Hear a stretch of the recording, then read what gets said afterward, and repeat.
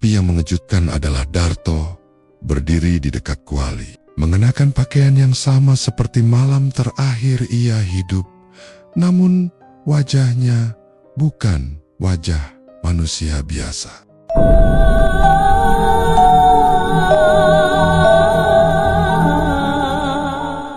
Di sebuah sudut jalan kecil di desa Cikadu, Pemalang, berdiri sebuah warung sederhana yang tak pernah sepi pengunjung. Warung itu milik seorang pria berusia 30-an bernama Darto.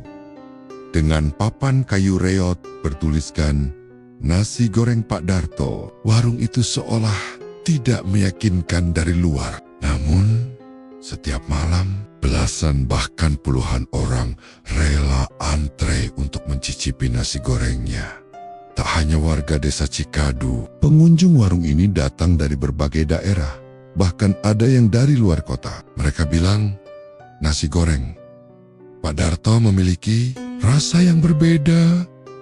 Gurihnya membekas, aromanya menggoda, dan entah mengapa membuat siapapun yang memakannya ingin kembali lagi dan lagi. Banyak yang penasaran karena Darto sebelumnya hanyalah tukang bangunan yang hidup pas-pasan. Hidupnya berubah drastis sejak membuka warung itu 2 tahun lalu. Rumahnya yang dulu reot kini sudah permanen, berlantai 2 dan punya mobil pribadi. Namun, tidak semua orang percaya perubahan itu terjadi karena kerja keras. Salah satu yang curiga adalah Bu Karsini, tetangga sebelah warung yang tinggal seorang diri. Wanita tua itu sering memperhatikan gerek-gerek Darto dan ada hal-hal aneh yang ia saksikan sendiri. Masak iya, orang beli nasi goreng, tapi bisa lupa jalan pulang, gumamnya. Suatu malam, ia pernah melihat seorang pembeli terhayang-hayang keluar dari warung dengan mata kosong, lalu menghilang di tikungan tanpa jejak. Hal-hal ganjil lainnya juga mulai terjadi. Beberapa warga mengaku mengalami mimpi buruk setelah makan nasi goreng Pak Darto. Ada yang bermimpi terjebak dalam kuali panas. Ada pula yang didatangi sosok tinggi besar berbulu hitam pekat yang meminta imbalan atas kenikmatan nasi goreng itu. Namun, rasa lapar sering mengalahkan rasa takut. Apalagi mereka yang sudah pernah makan di sana, seolah kecanduan. Mereka bisa menempuh jarak berjam-jam hanya demi sepiring nasi goreng. Darto sendiri jarang bicara. Ia bekerja cepat dan diam, hanya sesekali menyapa pelanggan dengan senyum tipis. Ia tak pernah memperkerjakan orang lain di dapurnya. Resep rahasia, begitu katanya. Saat seorang pelanggan iseng bertanya, suatu malam Jumat Kliwon, seorang pemuda bernama Rizal datang bersama pacarnya, Nia. Mereka berdua mahasiswa yang tengah menulis skripsi bertema kuliner mistis. Warung Pak Darto masuk dalam daftar observasi mereka. Setelah mendengar cerita-cerita ganjil di internet, mereka duduk di pojokan, memperhatikan sekeliling. Di dinding warung tergantung lukisan tua seorang laki-laki dengan mata hitam pekat dan senyum mengerikan. Di bawah lukisan itu tertulis tahun 1947 dan nama Ki Tunggul Roso. Siapa itu? Bisik Nia. Entah. Tapi auranya gelap banget, jawab Rizal sambil memotret diam-diam. Ketika pesanan mereka datang, Nia langsung mengernyit. Nasi goreng itu sangat harum, tapi ada bau samar seperti daging gosong yang aneh. Rizal mencoba satu suapan, mulutnya langsung panas. Namun, bukan karena pedas, ada sensasi seperti terbakar dari dalam. Meski begitu, ia tak bisa berhenti. Suapan demi suapan masuk ke mulutnya, seperti ada yang mengendalikan tangan dan pikirannya. Nia panik melihat tatapan kosong Rizal. Ia menarik tangan kekasihnya, tapi Rizal tak menggubris. Matanya terpaku ke piring kosong, kemudian beralih ke dapur. Di ujung ruangan, ia bangkit dan berjalan ke sana tanpa suara. Nah, Jangan ke belakang. Suara serak Bukarsini terdengar dari luar. Ia berdiri di depan warung, membawa senter dan Al-Quran kecil di tangannya. Kamu akan dibawa kalau nekat masuk. Tapi Rizal sudah hilang di balik tirai dapur. Nia berlari menyusul. Yang ia lihat di balik dapur membuat tubuhnya gemetar. Ada kuali besar yang mendidih tanpa api, berisi cairan hitam kental dengan bau anyir menyengat. Di sekeliling kuali berdiri patang-patang aneh berwujud manusia dengan wajah menyeringai. Namun yang paling mengerikan adalah sosok wanita tua tanpa mata, berdiri di pojok dapur, tersenyum ke arah Rizal yang kini diam seperti patung. Selamat datang, Nak Rizal, ucap suara wanita itu dalam bahasa yang tak seharusnya ia mengerti. Sudah saatnya kau membayar kenikmatanmu. Nia menjerit dan menarik Rizal keluar. Tapi tubuhnya terlalu berat. Saat itu, Darto muncul. Wajahnya pucat pasi. Ia tak menduga ada orang yang masuk ke area larangan. Bodoh, kalian tak tahu aturan, bentaknya. Namun seketika suara itu berubah lebih berat, lebih gelap. Bukarsini muncul tepat waktu. Ia melantunkan ayat suci dan menyiramkan air ke arah kuali. Asap tebal muncul dan terdengar suara jeritan mengerikan dari dalam. Darto roboh. Tubuhnya bergetar hebat sebelum akhirnya pingsan. Malam itu, warung nasi goreng Pak Darto disegel warga. Kuali dan isi dapur dihancurkan, namun banyak hal yang tidak bisa dijelaskan. Termasuk kemana perginya Rizal yang tiba-tiba menghilang setelah sadar dari pingsan di rumah sakit seminggu kemudian. Warung itu kini terbengkalai. Banyak yang bilang kalau malam hari masih tercium bau nasi goreng dari dalamnya. Beberapa warga bahkan mengaku melihat sosok Pak Darto masih memasak. Meski ia sudah dikabarkan tewas terbakar dalam rumahnya yang terbakar tanpa sebab. Sebulan kemudian, sudah lebih dari sebulan sejak insiden mengerikan di warung nasi goreng Pak Darto, Desa Cikadu kini lebih sunyi dari biasanya. Warung reyot itu masih berdiri, namun tak ada seorang pun yang berani mendekat. Apalagi masuk. Plang kayunya terjatuh dan cat merah pudar mulai mengelupas, seolah mengisyaratkan bahwa tempat itu telah ditinggalkan oleh semua bentuk kehidupan. Namun malam tetap menyimpan rahasia. Beberapa warga bersumpah bahwa mereka masih mencium aroma nasi goreng setiap malam. Jumat, Kliwon, bahkan ada yang mengaku melihat sosok mirip Darto berdiri di dapur warung itu, mengaduk kuali besar sambil menatap ke arah jalan. Padahal semua orang tahu Darto telah tewas, terbakar dalam rumahnya seminggu setelah kejadian itu. Tubuhnya hangus, hanya bisa dikenali dari sisa cincin besi di jarinya. Sementara itu, Nia, satu-satunya saksi mata dari kejadian malam itu, belum benar-benar pulih. Ia kerap mengalami mimpi buruk tentang kuali mendidih, tawa wanita tua tanpa mata, dan suara Rizal yang memanggil-manggil namanya dari balik tirai dapur. Yang lebih aneh, Rizal benar-benar menghilang. Ia sempat sadar beberapa jam setelah pingsan, lalu tiba-tiba mengamuk dan menjerit-jerit seperti orang kerasukan. Pihak rumah sakit terpaksa merujuknya ke rumah sakit jiwa di Pekalongan. Tapi dalam perjalanan ambulans keesokan harinya, Rizal hilang tanpa jejak. Sopir ambulans ditemukan pingsan di pinggir jalan. Dan ketika sadar, ia hanya bisa menggumam. Dia jalan sendiri ke hutan. Wajahnya bukan wajah manusia lagi. Tak ada yang bisa menjelaskan itu.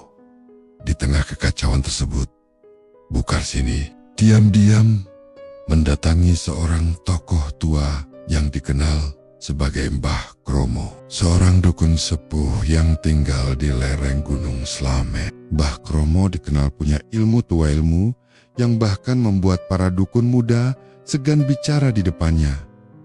Bu Karsini datang membawa selembar kain dari dapur Darto yang sempat ia ambil malam itu. Kain itu berlumur cairan hitam dan bau amis yang tak hilang meski sudah dicuci berkali-kali. Mbah Kromo menatap kain itu lama.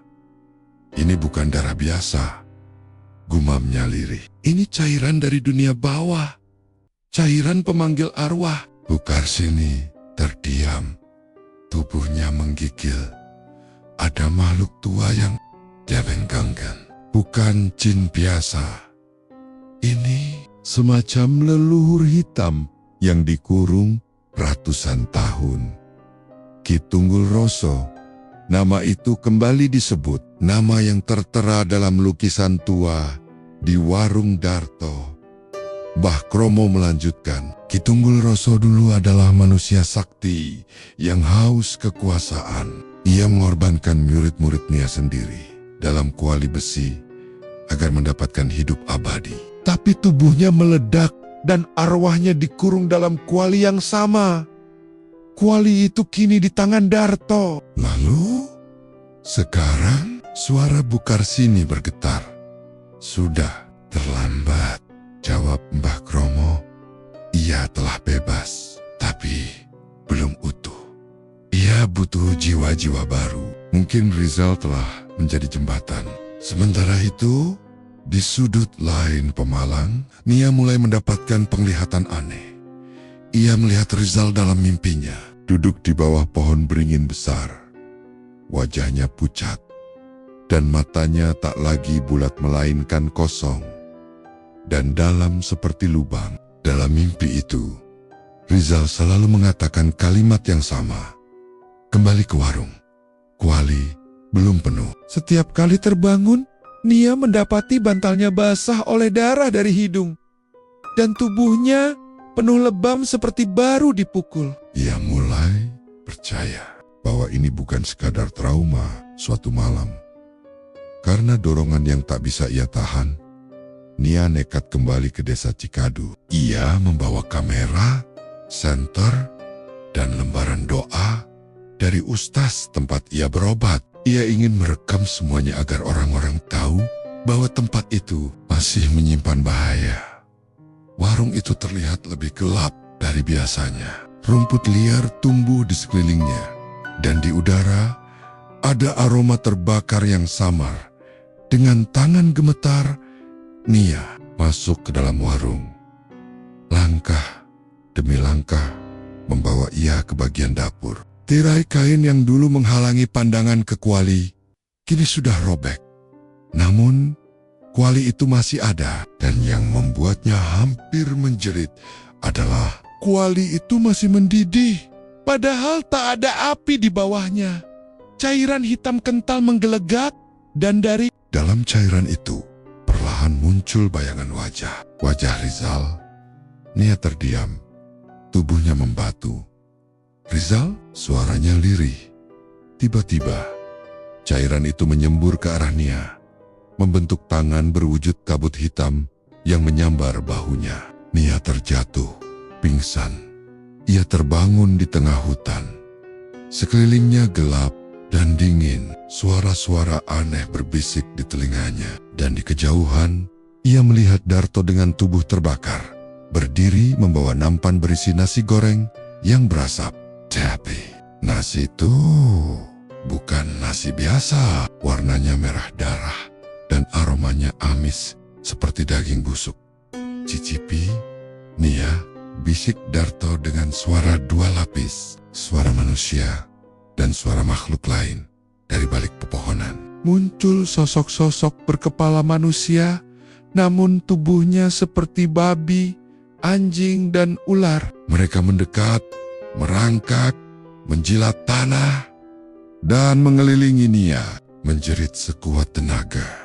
Ketika sadar, Nia sudah berada di rumah sakit. Menurut dokter, ia ditemukan tak sadarkan diri di teras rumahnya oleh tetangga. Namun, saat ditanya, Nia hanya bisa menangis dan berteriak ketakutan. Ia akhirnya dibawa ke pesantren khusus ruqyah untuk dirawat lebih lanjut. Sebelum pergi, ia sempat meninggalkan satu pesan pada Bu Karsini. Jangan biarkan kuali itu tetap di sana.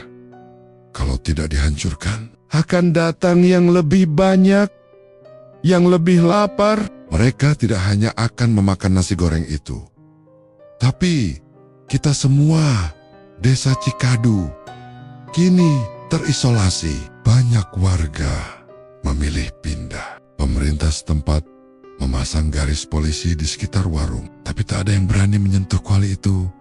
Hingga suatu malam, sekelompok pemuda dari luar kota yang mengaku sebagai pemburu hantu masuk ke sana dan tak pernah kembali.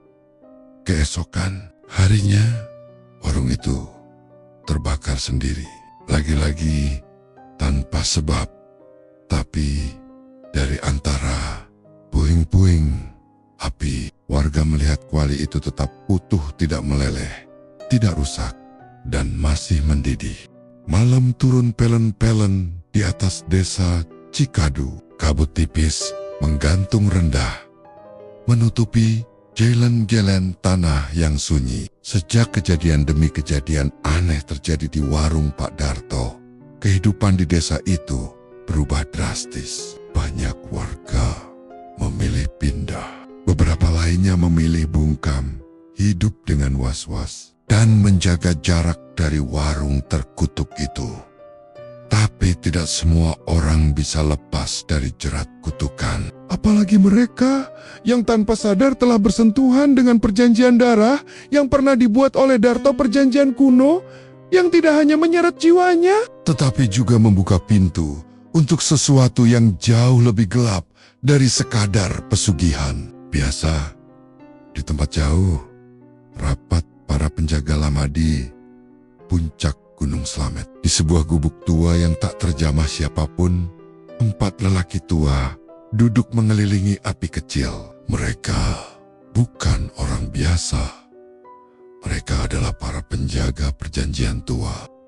Mbah Kromo adalah salah satunya. Yang lain, Mbah Parto dari Brebes, Mbah Sarju dari Pekalongan, dan Mbah Wargo dari Purbalingga. Usia mereka rata-rata di atas 90 tahun. Namun sorot mata mereka tetap tajam, seolah tak pernah tua. Sudah terbuka, kata Mbah Kromo sambil menutup kitab tuanya yang berbalut kulit hitam. Ki Tunggul Roso, gumam Mbah Partoliri.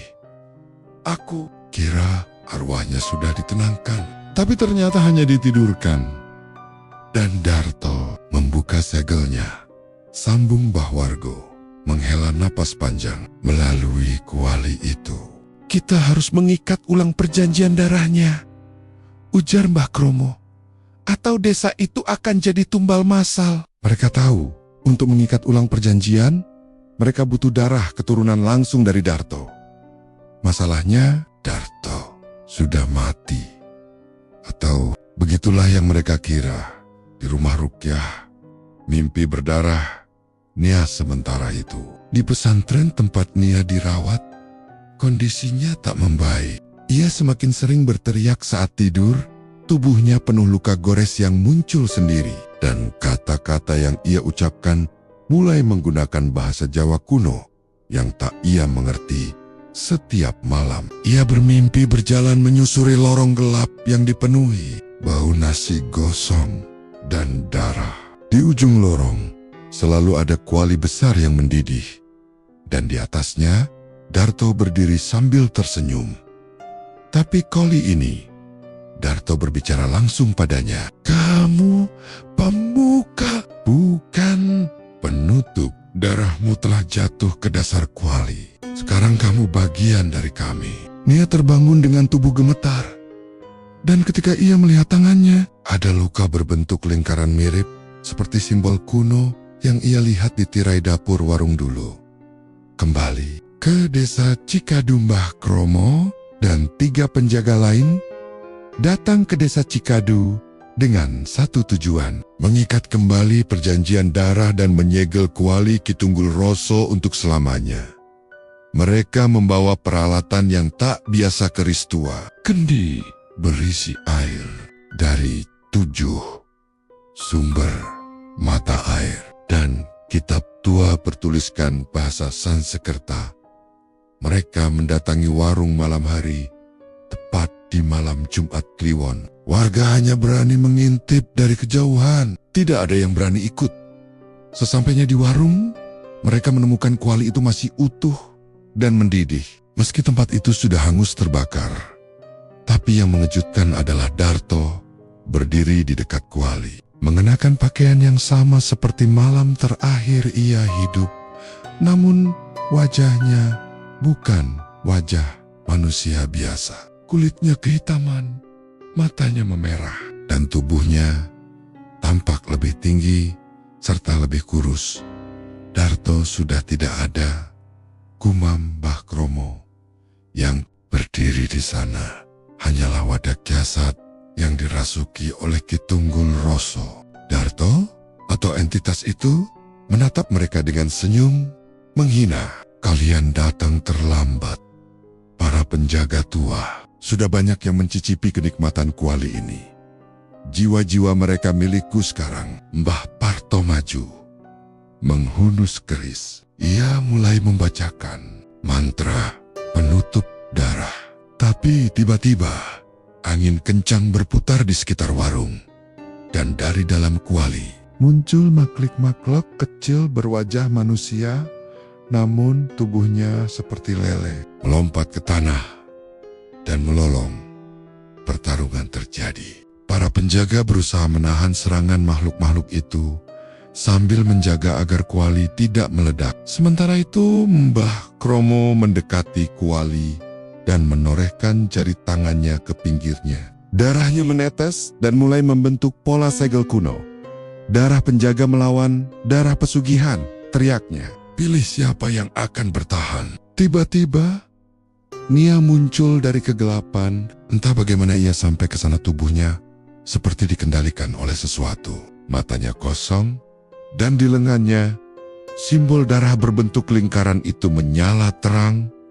Kunci Sigil ada padanya, ujar Mbah Sarju. Salah satu dari para penjaga melompat dan menyentakkan tubuh Nia, mencoba menyadarkannya. Tapi suara dari dalam dirinya berkata, "Aku adalah jembatan." Jiwa Rizal telah penuh. Kini giliranku. Namun tepat saat itu, dari dalam kuali terdengar suara tangisan bayi. Semua makhluk langsung berhenti. Suasana menjadi hening menakutkan. Bah, warga mendekat dan menyadari bahwa dari dasar kuali muncul bayangan tubuh Rizal, menggendong bayi dengan wajah pucat memohon, "Segelkan aku kembali. Aku rela jadi tumbal," kata Rizal lirih. Dan dari tubuhnya mulai keluar cahaya merah darah. Mbah Kromo mengangguk. Ia mengangkat kendi air 7 mata air dan menyiramkan seluruhnya ke dalam kuali. Sementara Mbah Parto menancapkan keris ke tengah kuali sambil membacakan mantra pamungkas. "Kembalilah ke liang gelapmu, wahai Kitunggul Roso. Dagingmu telah habis, jiwamu kini terkubur oleh darahmu sendiri." Ledakan besar terjadi.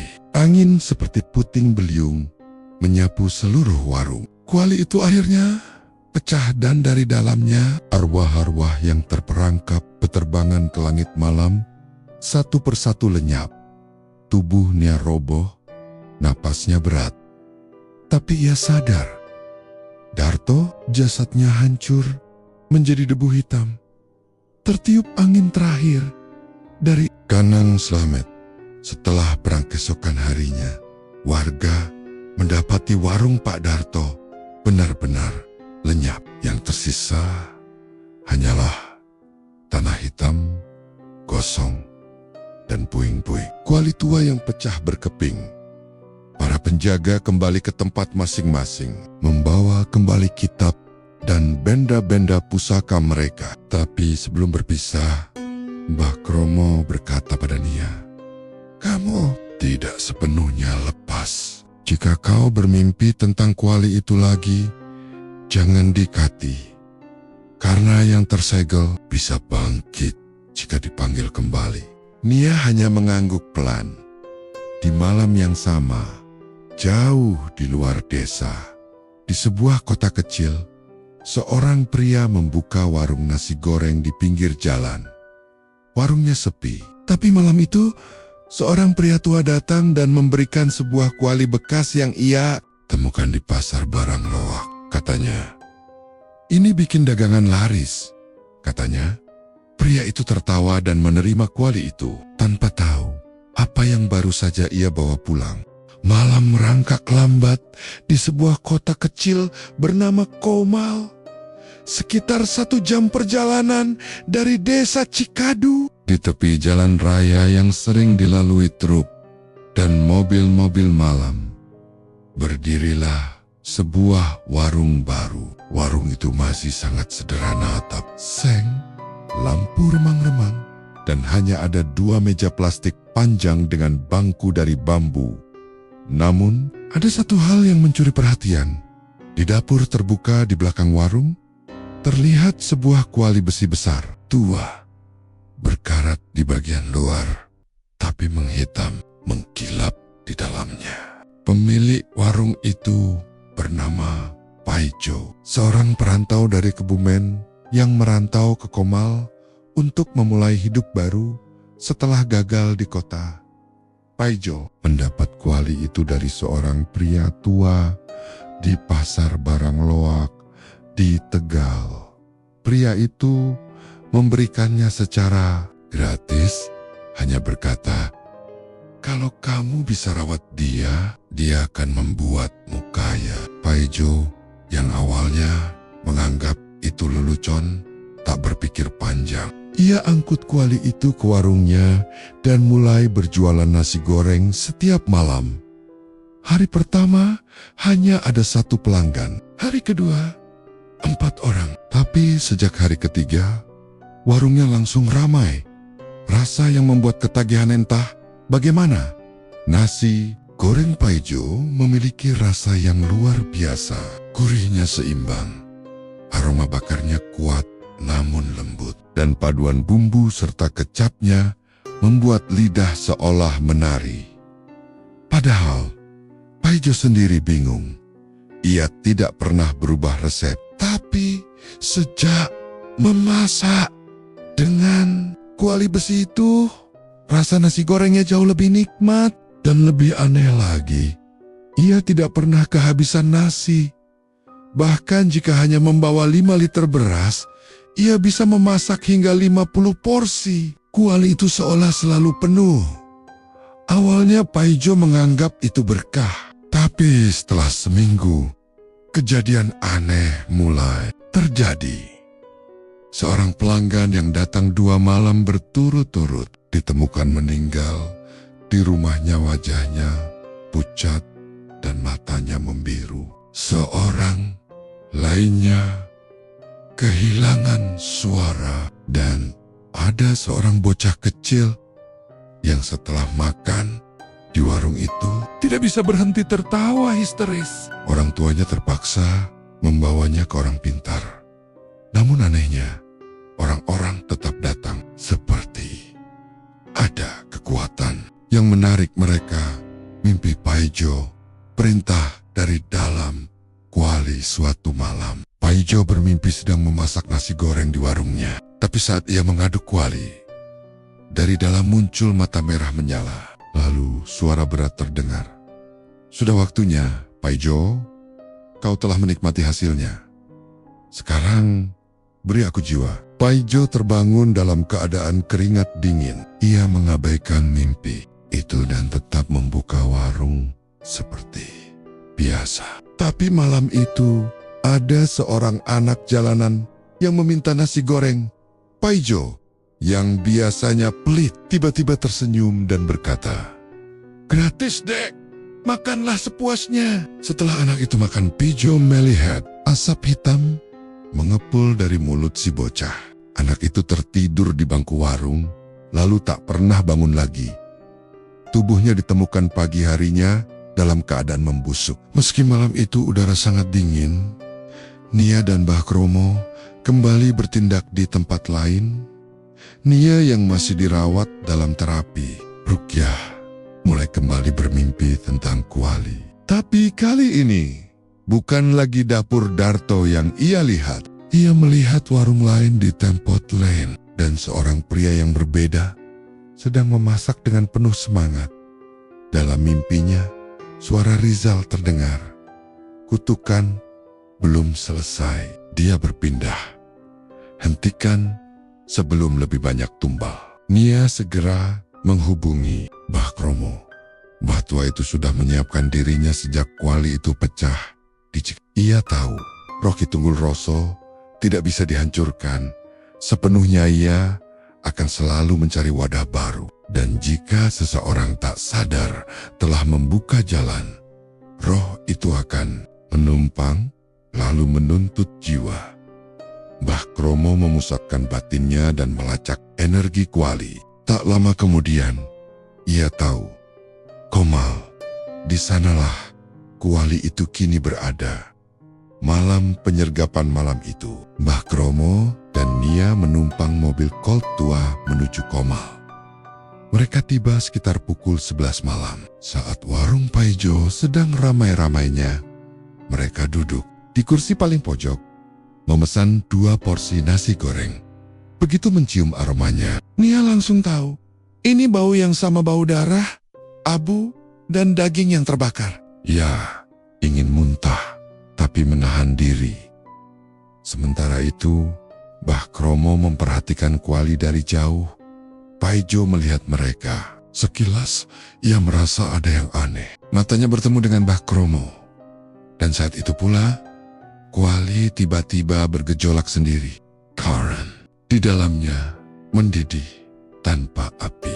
Dan percikan panas menyambar ke langit-langit. Woreng tamu-tamu panik. Tapi Paijo berdiri, wajahnya berubah. Mata putihnya tertutup total oleh warna hitam. Ia melompat ke atas meja dan menunjuk Mbah Kromo. Kalian tak bisa menyegelnya lagi. Jiwa-jiwa sudah milikku. Semakin kalian menentang, semakin lapar ia menjadi. Dari dalam kuali, muncul asap hitam pekat membentuk tenggan-tenggan besar yang menjulur ke arah pelanggan. Beberapa orang terhisap ke dalam kuali. Tubuh mereka meleleh. Tanpa jejak, Mbah Kromo membuka kendi air dari 7 mata air dan menyiramkan ke kaki Paijo. Tubuhnya bergetar keras, lalu terdorong jatuh. Wajahnya melepuh. Nia berlari ke dapur dan mengambil garam ruqyah dan cermin kecil yang telah diberi doa. Ia mendekati kuali dan menancapkan cermin itu ke bagian dalamnya. Jeritan menggema di seluruh warung. Dari dalam kuali, bayangan Ki Tunggul Roso muncul berbentuk seperti mayat tua bertanduk. Matanya merah dan lidahnya menjulur panjang. Kau Eng, kau kembali? Belum saatnya. Cermin itu pecah. Tapi seketika kuali retak, lalu meledak. Asap hitam naik ke udara dan hilang seperti disedot langit. Tubuh Paijo pingsan dan perlahan berubah kembali ke wujud semula, namun detak jantungnya berhenti. Warung itu terbakar habis dalam hitungan menit. Setelah malam itu warga Komal gempar. Mereka menyebar video kejadian itu, tapi semuanya rusak. Hanya ada suara dengungan, layar hitam, dan jeritan. Tidak ada satupun yang berhasil merekam bentuk wali atau bayangan makhluk itu. Nia dan Mbah Kromo kembali ke pesantren. Mereka tahu ini bukan akhir. Roh itu belum benar-benar lenyap sebelum meninggal. Darto telah menulis buku harian tentang ritual, tentang darah, dan tentang bagaimana kuali itu hanyalah satu dari 3 pusaka Ki Tunggul Roso.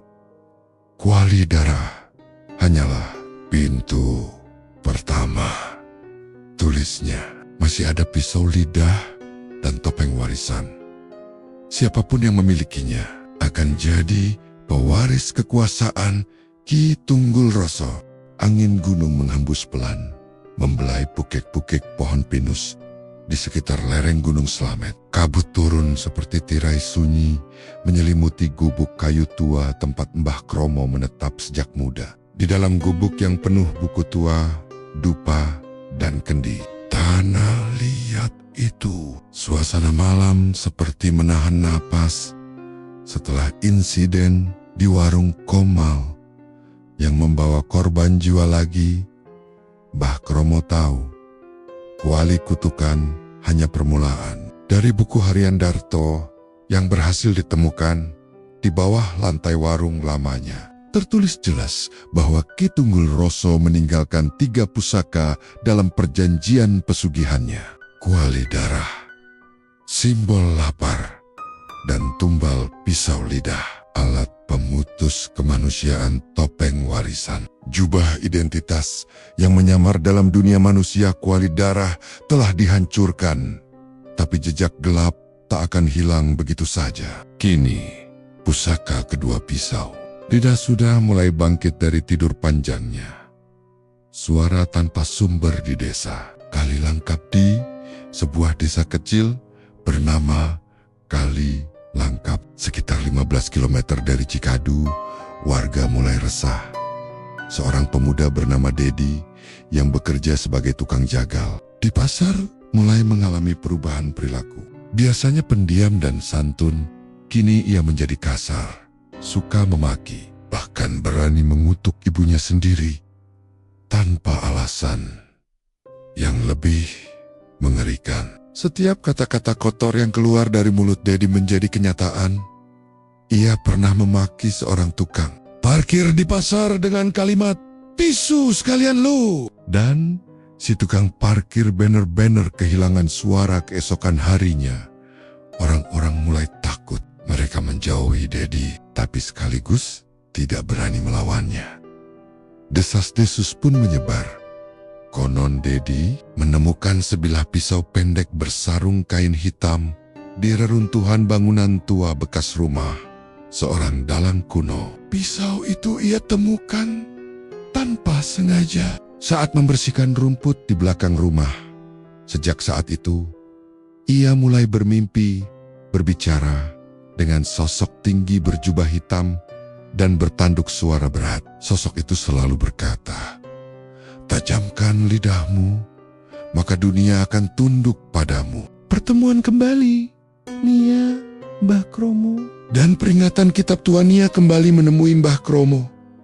Kali ini dengan rambut lebih pendek dan mata yang tampak jauh lebih dewasa. Ia tidak lagi hanya korban, ia sudah menjadi saksi dan kini merasa bertanggung jawab. Pusaka dua bangkit di Kali Langkap, kata Mbah Kromo sambil membuka kitab tua berbahasa Jawa kuno. Pisau lidah, benda yang diberkati darah Ki Tunggul Roso sendiri. Pisau ini tidak melukai tubuh, tapi melukai jiwa melalui kata. Dan siapapun yang memilikinya, tanya Nia, bisa membuat ucapan menjadi kenyataan, tapi dengan harga mahal. Setiap kata keji yang ia ucapkan akan mengambil satu bagian dari jiwanya sendiri, hingga dia bukan manusia lagi. Mbah Kromo dan Nia memutuskan untuk menyelidiki sendiri. Mereka menyamar sebagai pedagang rempah dan memasuki desa Kali Langkap malam hari. Dedi dan pisau yang berbisik sementara itu. Dedi semakin larut dalam kekuatan pisau itu. Ia mulai berbicara sendiri di kamar.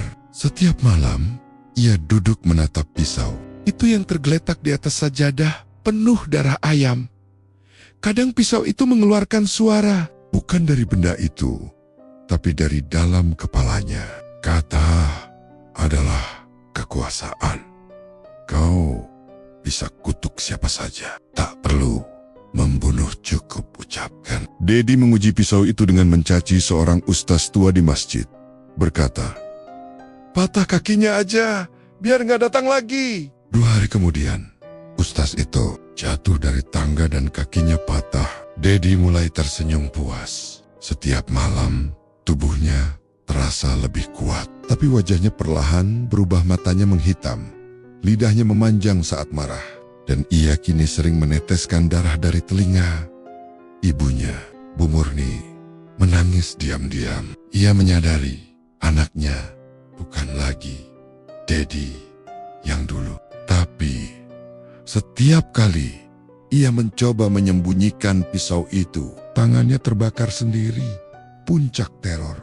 Satu kata, satu nyawa desa, kali langkap benar-benar berubah.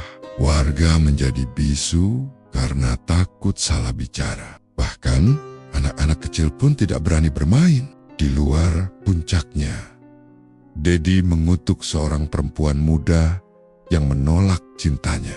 "Mati aja kau," katanya sambil mencengkeram pisau itu. Perempuan itu ditemukan meninggal di pagi hari, dengan lidah terjulur dan mata membelalak. Warga mengamuk. Mereka mendatangi rumah Dedi. Tapi entah bagaimana, mereka semua mendadak hilang. Suara ketika mencoba berbicara, Nia dan Mbah Kromo tiba di saat yang genting. Mereka menyelinap ke rumah Dedi malam hari, membawa botol air ruqyah dan tali kain doa yang telah dibacakan 7 hari 7 malam. Namun begitu mereka masuk ke kamar Dedi, mereka tidak menemukan manusia. Yang ada hanyalah sosok tinggi dengan wajah hitam hangus, mata merah, dan lidah menjulur sepanjang 2 meter. Itu bukan Dedi lagi. Aku bukan dia. Dia telah menyerahkan lidahnya. Sekarang, aku pemilik kata. Dan kalian akan kutulis dalam diam. Tiba-tiba, tembok kamar berubah menjadi dinding bergurat darah. Dengan tulisan melayang, "Mati dalam sunyi." Nia berteriak dan menyiramkan seluruh botol air ruqyah ke tubuh makhluk itu. Tubuhnya bergetar dan lidahnya terbakar. Mbah Kromo segera membacakan mantra penutup kata. Ia mengikat pisau itu dengan tali doa dan menancapkannya ke lantai kamar. Jeritan terdengar dari segala arah. Dedi roboh, tubuhnya menggigil seperti kejang. Saat sadar, ia menangis keras, memohon ampun pada ibunya. Pisau itu berubah menjadi abu hitam dan meledak dengan suara lirih, seperti desisan orang berbisik. Setelah kejadian itu, suara-suara aneh tetap terdengar di desa. Kata-kata yang belum diucapkan masih menggantung di udara. Nia dan Mbah Kromo memutuskan untuk meninggalkan Kali Langkap dan kembali ke Gunung Slamet. Namun, malam itu di lereng gunung, Mbah Kromo bermimpi. Dalam mimpinya, ia melihat Ki Tunggul. Roso duduk di singgasana hitam, mengenakan topeng putih dengan senyum licik. 2 pusaka telah kau musnahkan. Tapi yang terakhir adalah aku, topeng warisan, dan topeng ini telah lama dipakai manusia yang kalian percaya. Malam itu, Mbah Kromo duduk diam di beranda gubuknya. Hanya lampu minyak yang temaram dan suara binatang malam menjadi latar keheningan. Sejak mimpi terakhir itu, ia tahu perjalanan belum selesai. 2 pusaka telah dihancurkan. Namun, yang paling berbahaya belum tersentuh topeng warisan. Topeng ini bukan sekadar benda. Ia adalah simbiosis, bukan disimpan di dalam kotak atau lemari, melainkan dikenakan, dipakai, dan menyatu dengan jiwa siapapun yang mengenakannya. Tidak hanya berubah wajah, tetapi juga kepribadian dan nasibnya. Dalam mimpinya, Ki Tunggul Roso duduk di singgasana hitam, mengenakan topeng putih dengan senyum licik. Tatapannya tajam, menusuk langsung ke dalam jiwa. Kalian bisa hancurkan kuali dan pisau, tapi tidak topeng ini, karena topeng ini sudah berada di tengah kalian. Misteri di balik sosok terhormat di Kota Randu dongkal. sebuah daerah dataran tinggi yang dingin, tinggal seorang tokoh masyarakat bernama Pak Lurah Hadiwinoto. Sosok ini sangat dihormati, ramah, dermawan, dan tak pernah menolak membantu warganya. Ia membangun panti asuhan, masjid, bahkan sekolah gratis. Namun, tak ada yang tahu dari mana kekayaannya berasal. Yang mencurigakan adalah wajah Pak Lurah berubah. Mereka yang sudah mengenalnya sejak kecil merasa ada yang berbeda. Senyum yang dulu hangat kini terlihat kaku, seperti dipaksakan. Matanya kosong, dan caranya berbicara seperti membaca dari naskah.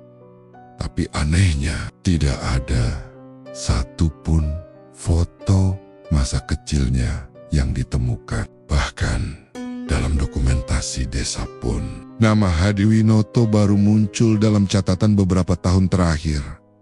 Warga mulai membisikkan satu nama yang menyeramkan, topeng warisan Ki Tunggul Roso. Penyelidikan Nia dan petunjuk tak terduga Nia, yang kini tinggal sementara di gubuk Mbah Kromo, mulai membaca ulang catatan-catatan lama. Salah satu naskah tua berbahasa Jawa kuno menyebutkan, topeng pungkasan kagungan Ki Tunggul Roso punika boten kawujud arta nanging kawujud titah. Nalika manungsa nyandang topeng punika lajeng dados dalan kangge roh Ki Tunggul gesang malih. Topeng terakhir milik Ki Tunggul Roso bukanlah benda, melainkan makhluk. Saat manusia mengenakan topeng itu, ia menjadi jalan hidup baru bagi Roki Tunggul.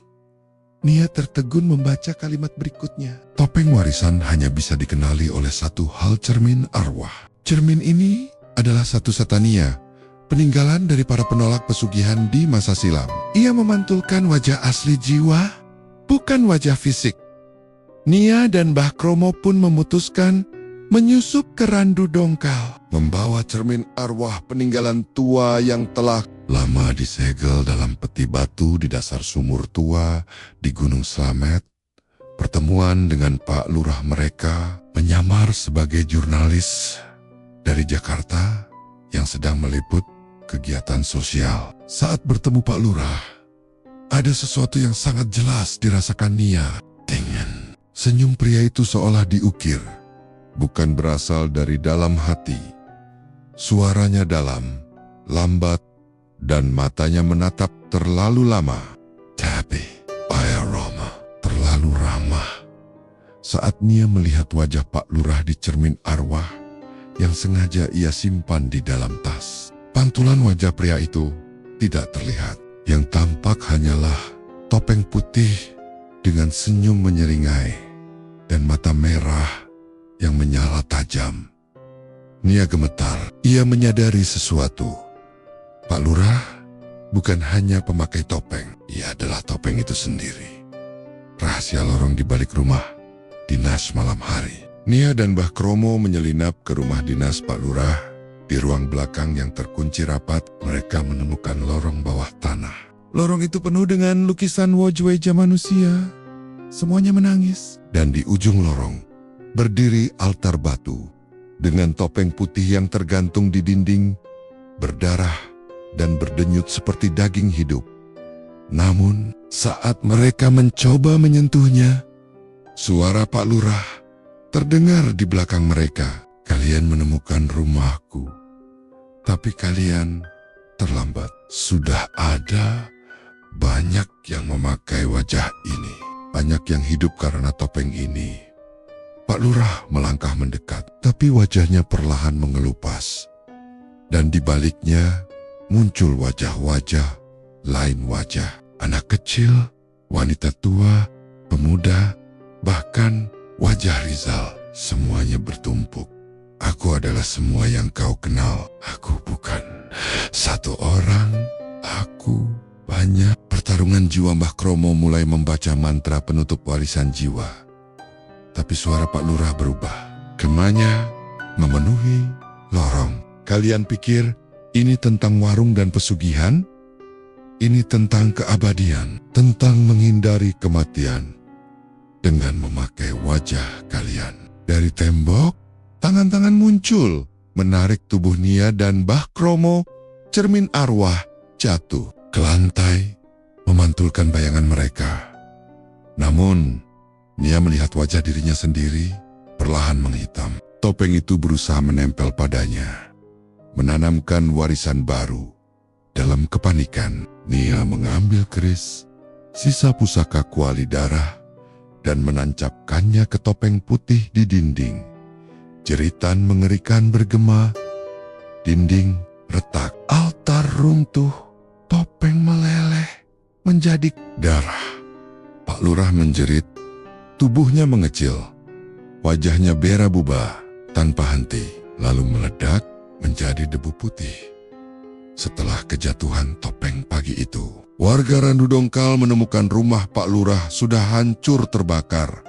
Tidak ada jejaknya. Tapi yang paling mengejutkan adalah semua bantuan sosial yang dulu diberikan hilang. Panti asuhan kosong, sekolah tutup, masjid terkunci, semua hanyalah ilusi dari wajah palsu. Penutup. Tapi apakah ini benar-benar akhir? Mbah Kromo kini semakin ringkih. Ia tahu tubuhnya tak lama lagi. Tapi sebelum ia meninggal, ia menyampaikan pesan pada Nia. Wajah bisa dipalsukan, jiwa bisa dikutuk, tapi nurani tidak pernah bisa ditipu. Nia memutuskan untuk membakar cermin arwah, keris pusaka, dan sisa catatan Darto. Ia ingin mengakhiri segalanya. Namun malam itu, di tengah tidurnya, ia bermimpi seseorang datang membawa sepiring nasi goreng sambil berkata, "Rasanya masih sama? Ya, seperti pertama kali." Wajah orang itu adalah wajahnya sendiri, tapi sedang memakai topeng putih. Kabut turun perlahan di Pemalang, menyelimuti jalan-jalan kecil yang basah oleh hujan sore. Suara azan maghrib sayup terdengar di kejauhan. Namun, ada satu lorong sempit di pinggiran kota yang seolah tidak tersentuh. Waktu lorong yang tidak ada di peta, tidak dikenali warga, dan hanya muncul bagi mereka yang telah menyentuh perjanjian. Di ujung lorong itu berdirilah sebuah warung kecil dengan papan kayu kusam bertuliskan nasi goreng spesial. Rasa tak terlupa warung itu tidak pernah ramai, tidak pernah juga sepi. Tapi yang lebih aneh, tidak ada satupun warga sekitar yang tahu keberadaannya. Bahkan ketika lorong itu ditelusuri oleh siang hari, hanya ditemukan tembok kosong yang berlumut. Namun, malam itu, Nia tiba-tiba menemukan dirinya berdiri di depan warung tersebut. Ia tidak tahu bagaimana ia sampai di sana. Terakhir ia ingat, ia tertidur di kamar kosnya setelah membakar seluruh peninggalan pusaka cermin arwah, keris, kitab, dan sisa-sisa warisan kelam dari Ki Tunggul Roso. Warung itu tampak biasa, meja kayu, kursi plastik merah, dan aroma nasi goreng yang menggoda aroma yang dulu membuat warga tergila-gila. Aroma yang telah mencuri jiwa ratusan orang. Dan di belakang meja berdiri seorang lelaki tua berwajah teduh, mengenakan celemek lusuh. "Sudah lama saya tunggu," katanya sambil tersenyum. Nia ingin lari, tapi tubuhnya tidak bisa digerakkan. Warung yang tidak terdaftar dalam dunia ia duduk. Tanpa sadar, kursi itu menahan tubuhnya, seolah ada tangan tak kasat mata yang menekannya. Lelaki tua itu mulai memasak, tangannya cekatan, seperti sudah ribuan kali melakukan hal yang sama. Nasi digoreng di atas wajan hitam tidak? Bukan wajan. Kuali tua yang seharusnya telah meledak dan musnah. "Saya dulu punya murid, namanya Darto," ucap lelaki itu. Dia terlalu rakus. "Tidak seperti kamu." Nia menelan ludah. Tenggorokannya kering. "Kamu mengira sudah menghancurkan kami?" Lanjutnya. "Tidak, Nia. Kau justru membangunkan yang lama tertidur. Kau menyentuh ketiganya, menyegel mereka. Tapi itu membuka pintu ke dunia keempat. Dunia keempat, bisik Nia. Lelaki itu menyajikan sepiring nasi goreng panas. Di depannya, asapnya mengepul, dan di antara uapnya terlihat wajah-wajah yang Nia kenal Rizal, Darto, Pak Lurah, bahkan Mbah Kromo. Mereka semua duduk di sini sebelum kamu. Mereka semua makan di warung ini, warung yang tak pernah ada. Kenangan yang menyamar sebagai mimpinya, mendadak diserang oleh kilatan ingatan. Ia melihat kembali semua peristiwa saat pertama kali mencium aroma nasi goreng dari warung Darto, saat tubuh Rizal kerasukan dan menyemburkan darah ke lantai, saat kuali mendidih dengan tenggen-tenggen kecil muncul dari dalamnya. Sod, Daddy, memaki orang, dan ucapannya menjadi kenyataan. Saat Pak Lurah tersenyum tanpa jiwa di balik topeng putih. Tapi di sela-sela semua itu, ada satu detail aneh yang membuat darahnya membeku. Di setiap kejadian, selalu ada satu pria tua berdiri di latar belakang. Wajahnya samar, selalu buram. Tapi kini wajah itu jelas di hadapannya. Kau, bisik Nia, bukan Darto, bukan Kitunggul. Kau, siapa? Lelaki itu tersenyum, perlahan mengelupas kulit wajahnya, seperti membuka masker tipis. Di balainya tidak ada wajah, hanya ruang kosong, gelap, hampa. Aku adalah rasa yang tidak pernah dilupakan, yang kamu benci tapi rindukan. Aku bukan siapa-siapa. Aku adalah bagian dari semua perjanjian baru. Rasa untuk dunia. Dunia sekarang lapar, katanya sambil menyodorkan sendok. Orang-orang tidak percaya hantu lagi, tapi mereka percaya. Rasa nikmat, rasa cepat, rasa instan. Dan disitulah kami tinggal. Kau menolak kami, tapi kami tak bisa dihancurkan, karena kami tinggal di rasa yang kau sukai, dalam kopi yang terlalu pahit, dalam ayam goreng yang terlalu gurih, dalam sambal yang membuat ketagihan sampai mati. Kami tinggal di lidah, Nia, dan sekarang giliranmu untuk memasak. Naya menjadi bagian. Tiba-tiba tangan Nia bergerak sendiri. Ia berdiri, mengambil nasi, bumbu, minyak, kuali di depan menghitam, tapi panas, sempurna. Ia mengaduk nasi tanpa sadar. Aroma itu, aroma nasi goreng Darto, kini keluar dari tangannya sendiri. Lelaki tua itu menyodorkan celemek padanya. Setiap ribuan tahun, kami butuh penerus yang kuat, yang bisa menyatu tanpa kehilangan kewarasan. Dan kamu telah melalui semua tahapannya. Kuali, pisau, topeng, sekarang api abadi. Nia menjerit, tapi tidak ada suara yang keluar. Tangannya terus mengaduk nasi. Kini wajahnya tak bisa dikenali. Bukan karena berubah bentuk, tapi karena wajahnya telah hilang. Pagi di Pemalang, di pusat kota Pemalang, sebuah warung nasi goreng baru dibuka di belakang pasar tradisional. Warung itu kecil, sederhana, dengan papan bertuliskan nasi goreng Nia. Rasa bikin kangen orang-orang mulai datang. 1 piring, 2 piring, puluhan piring. Tak ada yang bisa berhenti setelah mencicipinya. Dan setiap malam, jika kau berjalan melewati gang belakang, kau bisa mendengar suara seseorang berbisik.